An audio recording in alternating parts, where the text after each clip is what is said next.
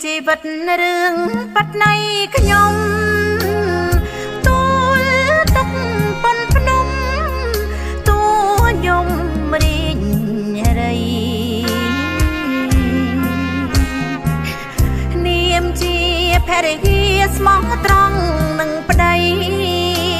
កូនណាំងឬវ័យស្វាមីក្បត់ខ្ញុំភ័ព្វប្រឹងស្នេហ៍ថែកូនទាំងទ្វេកម្មពីបុព្វេផ្ដន់ទីចិត្តជុំលោកាចង់អៀតធម្មជាតិក្រៀមក្រំហាក់យល់អារម្មណ៍ខ្ញុំដែរមែនទេប្តីអើយចាំទេកាលគ្រាកំសត់ប្រវត្តិចូលចាត់បងថ្នាក់ធ្នមថែបំពេ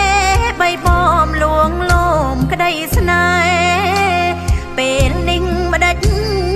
ប្រែមិនដកគ្រាដើមចិត្តបងអាក្រក់សែនល្អកកគ្មានក្តីគុណធម៌អនសែនស្អប់ខ្ពើមប្រុងលវីដូចបងគ្មានថ្ងៃឡើងត្រឹងហើយចង់កម្មយើងអូនសូមស្មាលី